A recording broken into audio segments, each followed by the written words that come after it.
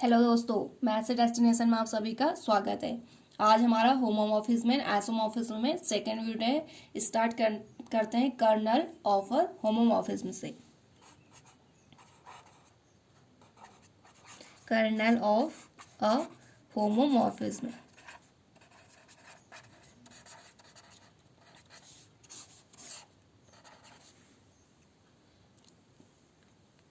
Let F be a homomorphism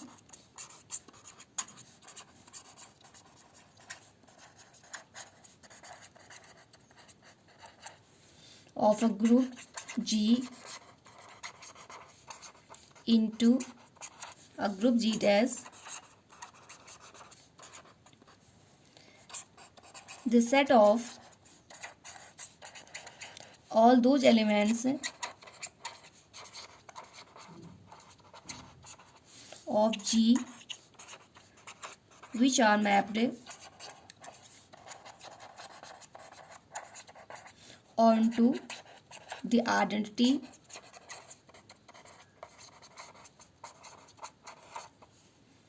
or identity E dash of G dash is called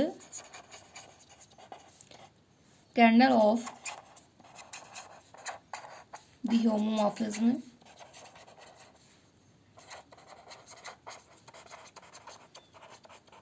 Kernel of the homomorphism F and is denoted by kernel F और capital K से इसे हम denote करेंगे। F हमारा homomorphism है group G into G dash में the set of all those elements, ऐसे elements का सेट G के ऐसे एलिमेंट का set which are mapped on to the identity e dash of G dash. तो G के ऐसे एलिमेंट का सेट जो G डैश में क्या आइडेंटिटी एलिमेंट में मैप होंगे तो उसे हम कर्नल कहेंगे। ऐसे सेट को हम कर्नल कहेंगे। इस कर्नल को हम इस तरीके से शॉर्ट फॉर्म में कर्नल ऑफ एफ और कैपिटल के से डिनोट करते हैं। The set of all those elements of G, ऐसे सेट के एलिमेंट जी के जो हमारे क्या होते हैं जी डैश के आइडेंटिटी में मैप होंगे तो उसे हम कर्नल कहेंगे। इसे हम इस तरीके से डिनोट करते हैं। सिंपल के फॉर्म में हम इसे लिख सकते हैं के इक्वल टू या kernel of F equal to X belongs to G such that f of x equal to identity. It means ऐसे the set of all those elements, ऐसे एलिमेंट्स का सेट जो क्या कर रहा है आइडेंटिटी में मैप हो रहा है। इट मीन जी डैश के आइडेंटिटी में मैप हो रहा तो वो हमारा कर्नल में आ जाएंगे वो सारे एलिमेंट्स। ऐसे एलिमेंट्स का सेट जो हमारे आइडेंटिटी को मैप होंगे वो हमारे कर्नल के अंदर आ जाएंगे। इट मीन्स ई डैश हमारा आइडेंटिटी हो जाएगा जी डैश में, तो हमारा कर्नल ऑफ होमोमॉर्फिज्म हो जाएगा। नेक्स्ट डेफिनेशन है मैक्सिमल नॉर्मल सब ग्रुप। मैक्सिमल नॉर्मल सब group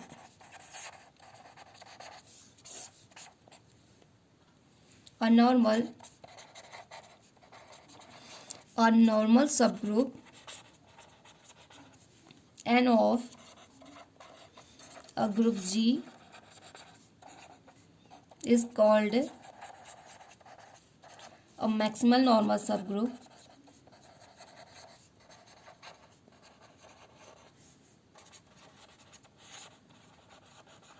if there exists no normal subgroup H of G such that N is subset of H and H is subset of G. A normal subgroup N of a group G is called a maximal normal subgroup if there exists no normal subgroup H of G.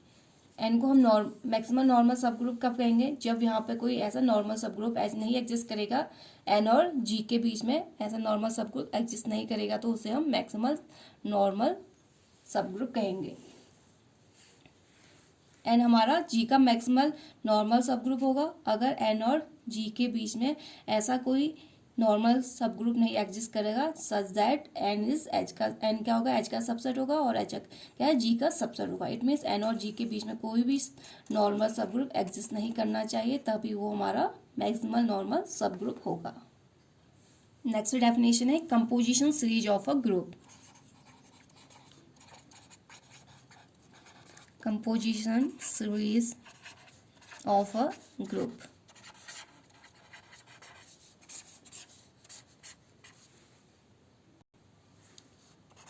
a finite series of a subgroup, a finite series of a subgroup of a group G H2 so on up to Hn equal to identity, इसे हम equation number first मान लेते हैं, is called a composition series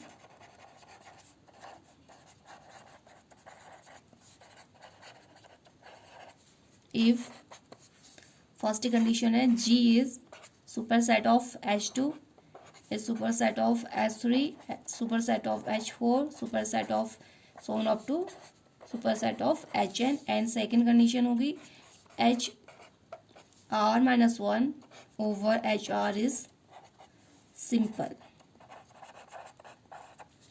हमारे पास final series group सब group है group जी का, GH2 so on up to Hn हमारा आइडेंटिटी इक्वल होगा, तो इसे हम कंपोजिशन सीरीज कब कहेंगे, जहाँ GH2 का सुपरसेट होगा इस तरह के, H3 का सुपरसेट होगा so on up to Hn, and second condition HR minus one over HR हमारा सिंपल होगा, तो ये हमारे क्या हो जाएगी कंपोजिशन सीरीज हो जाएगी।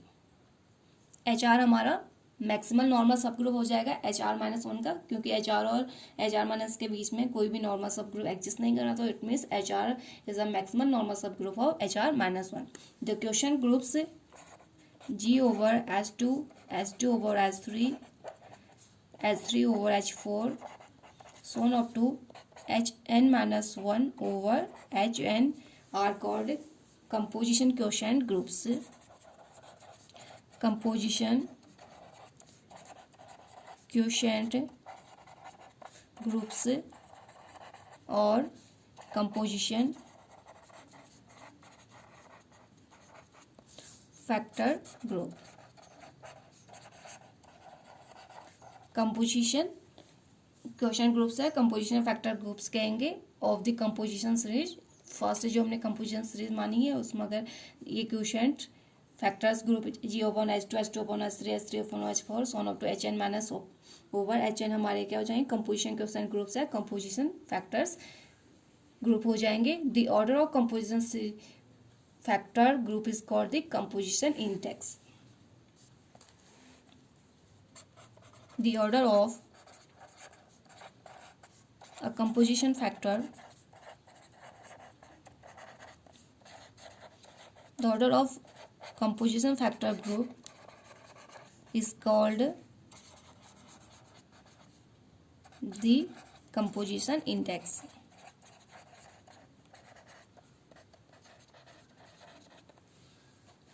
कंपोजिशन फैक्टर ग्रुप्स क्या है हमारे पास, G upon H2, H2 upon H3, अगर इनका ऑर्डर जो होगा उसे हम कंपोजिशन इंडेक्स कहेंगे। तो हमारी composition series of a group हो जाएगा। इससे कुछ एग्जांपल्स देख लेते हैं। एग्जांपल फर्स्ट है, let G be a group cyclic group of order 6 generated by A। G हमारा order of G equal to 6 है, साइक्लिक ग्रुप है, इट मीन्स G हमारा A से जनरेट है, तो हम कहेंगे order of G equal to 6, it means G is cyclic group of order 6 generated by A। That is G equal to A square, A cube, A to the power 4, A to the power 5, A to the power 6 equal to identity. ये हमारा cyclic group है G order 6 का। Then E A cube, G and E A square and G are two different composition series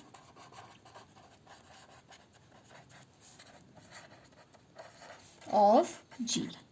तो ये हमारे सारे क्या होंगे सब ग्रुप होंगे ग्रुप G के, ये सारे हमारे सब ग्रुप फॉर्म करके G हमने डेफिनेशन में पढ़ी थी, GH2 H1 so on up to Hn, हमारे Hn इक्वल टू आइडेंटिटी, ये सारे हमारे सब ग्रुप होंगे। और जो हमारा फर्स्ट है सेकेंड कंडीशन को सेटिस्फाई करेंगे तो वो हमारे क्या हो जाएंगे कंपोजिशन सीरीज हो जाएगी। तो हमारे सारे सब ग्रुप हैं और ये हमारे क्या हो जाएंगे different composition series of G।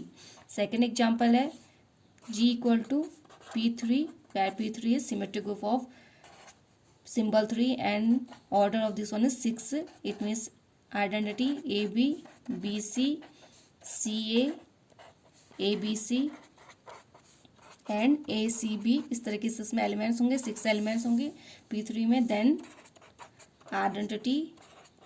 Identity A B C, identity A B C and A C B, G is a composition series for G. Next example है, let G a cyclic group of order 24. Order of G equal to 24. Order G is a cyclic group of order 24. Then identity a to the power 8, a to the power 4, a square, a identity a to the power 12, a to the power 6, a cube, a and identity a to the power 12, a to the power 6, a to the power 3, a और composition 3 composition series for G। तो ये हमारी composition series of group G हो जाएगी। अब हम कुछ theorems देखते हैं। फर्स्ट थ्योरम है, थ्योरम फर्स्ट है, so that in a homomorphism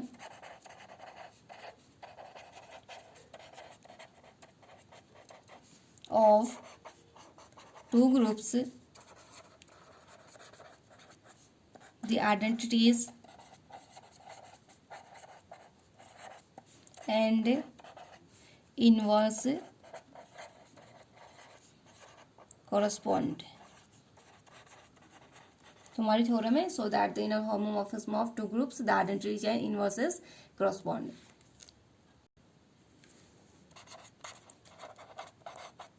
Proof, suppose F is a homomorphism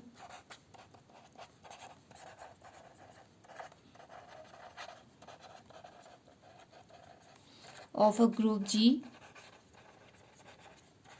into group G dash, let E and E dash be identities in G and G dash respectively। ये हमारी G में identity हो जाएगी, E dash G dash में identity हो जाएगी। हमारे पास F A homomorphism में ग्रुप G से G डैश में, जहाँ पे E हमारी G की आइडेंटिटी हो जाएगी और E डैश G डैश की आइडेंटिटी हो जाएगी। First, to prove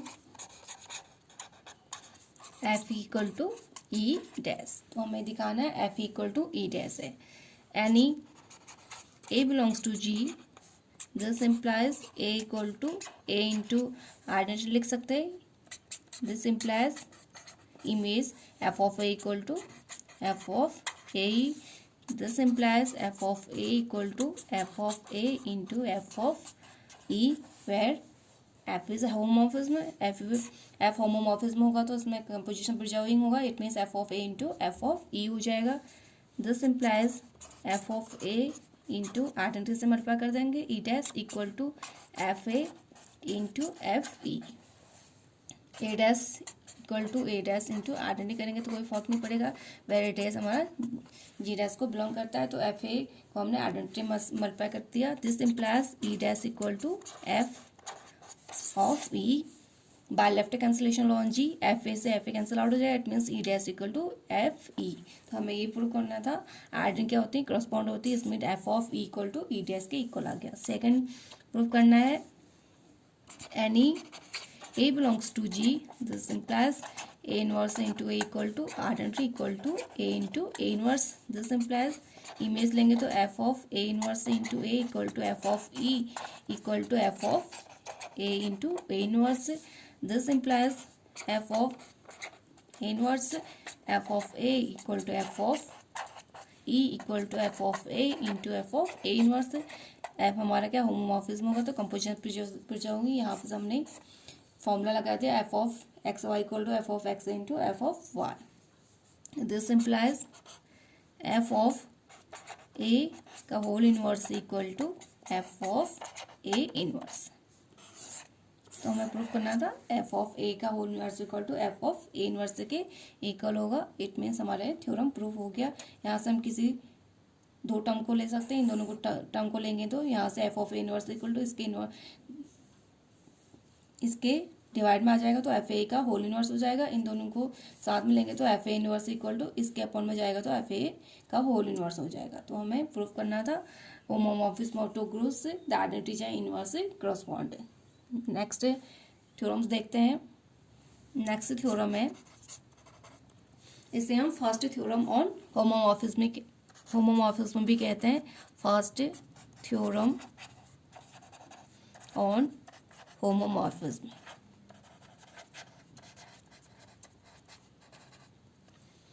If F is a homomorphism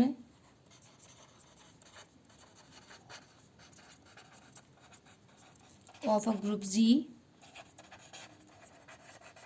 into a group G dash with kernel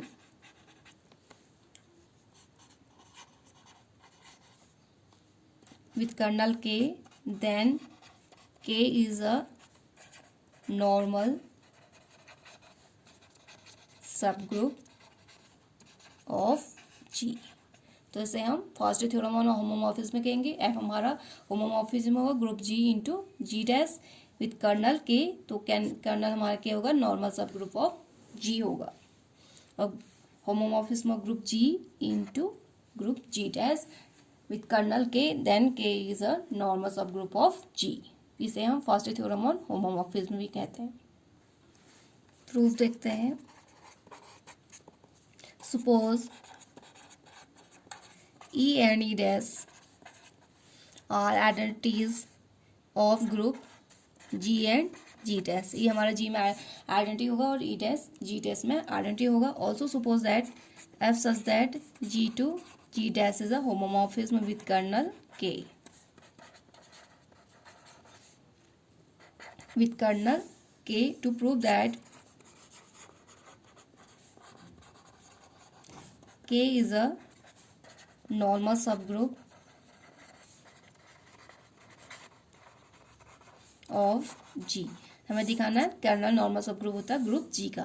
we have F equal to E dash, अभी लास्ट थ्योरम में पढ़ा था हमने, F equal to E dash. Kernel की definition होती है K equal to X belongs to G such that F X equal to E dash के equal होती है। F equal to E dash where E belongs to G, this implies E belongs to kernel को belong करेगा, क्योंकि हमारे पास second F equal to E dash के equal आ रही है, तो यहाँ पे ई क्या करेगा, कर्नल को बिलोंग करेगा। दिस इम्प्लाइज के डज नॉट इक्वल टू 5, तो के हमारा एम्प्टी नहीं हुआ क्योंकि आइडेंटिटी के को बिलोंग कर रही है। Let A B belongs to K B arbitrary so that F A equal to E dash equal to F B क्या हो जाएगा, ई डैश के इक्वल हो जाएगा, कर्नल है तो हमें पता है ए बी कर्नल को बिलोंग करेगा, तो एफ ए क्या होगा, ई डैश के इक्वल, और एफ बी क्या हो जाएगा, ई डैश के इक्वल हो जाएगा। F of A into B inverse equal to F A into F B inverse homomorphism में होगी, तो यहाँ से ये वैल्यू आ जाएगी F A into F of B inverse equal to F A into F B का होल इनवर्स। इसे हम इस तरीके से लिख सकते हैं, इक्वल टू ई डैश, इसकी वैल्यू भी ई डैश, तो ई डैश का इनवर्स भी क्या हो जाएगा, आइडेंटिटी का इनवर्स आइडेंटिटी हो जाएगा। It means E dash into E dash multiplication भी आइडेंटिटी हो जाएगी। F of A into B inverse equal to identity, this implies A B inverse भी क्या करेगा, कर्नल को बिलोंग करेगा, क्योंकि एफ ऑफ आइडेंटिटी के इक्वल आ रहा है, तो ये हमारी बाय कर्नल के डेफिनेशन से आइडेंटिटी के इक्वल आ रही सारी इमेज, तो इसका मतलब है ए इंटू बी इनवर्स हमारे कर्नल को बिलोंग करेगा। This declares that K is अ सब ग्रुप ऑफ जी। तो सब ग्रुप्स में हमने पढ़ा था, अगर ए बी के को बिलोंग करता है तो ए इंटू बी इनवर्स अगर जी को बिलोंग करेगा तो वो क्या हो जाएगा, सब ग्रुप हो जाएगा। इट मीन्स के हमारा क्या होगा, सब ग्रुप ऑफ जी हो जाएगा। अगर ए बी हमारा एच को बिलोंग करेगा तो ए इंटू बी इनवर्स भी अगर एच को बिलोंग करेगा तो एच हमारा क्या होता है, जी का सब ग्रुप होता है, तो यहाँ से भी ए इंटू बी इनवर्स हमारा के को बिलोंग करा तो इट मीन्स के हमारा जी का सब ग्रुप हो जाएगा। Remain to prove that K is a normal in जी। अब हमें प्रूव करना के हमारा नॉर्मल है, के इज नॉर्मल इन जी। अब हमें दिखाना के जी में नॉर्मल है। Let X belongs to G be arbitrary, let x belongs to G be arbitrary, f of X into A into X inverse equal to F of X, F of A into F of X inverse, because of F is homomorphism equal to F X, F A identity के equal है, F X को हम F X का whole inverse लिख सकते हैं equal to F X into E dash into F X का whole inverse equal to F X into F X whole inverse. Identity से मल्टीप्लाई करेंगे तो वही वैल्यू आ जाएगी, तो इसका इनवर्स हो जाएगा equal to identity, it means E dash, ये से ए इसका इनवर्स है तो कैंसिल आउट हो जाएगा, इट मीन्स ये आइडेंटिटी की इक्वल आ जाएगा। F of X A into X inverse equal to identity की इक्वल आ जाएगा, आ गया। This implies X into A into X inverse भी कहाँ बिलोंग करेगा, कर्नल के को बिलोंग करेगा। This proves that K is normal in G. Normal सबको की डेफिनेशन से हमें पता है, X into A into X inverse अगर ग्रुप जी को बिलोंग करता है तो वो क्या हो जाएगा, नॉर्मल, एच को बिलोंग करता है तो नॉर्मल हो जाएगा, it means x into A into X inverse के को बिलोंग कर रहा है तो के हो जाएगा जी में नॉर्मल, हेंस के इज अ नॉर्मल सब ग्रुप इन जी। तो दोस्तों आज के लिए बस इतना ही, नेक्स्ट वीडियो में आप लोगों से फिर मुलाकात होगी, तब तक के लिए नमस्कार, धन्यवाद।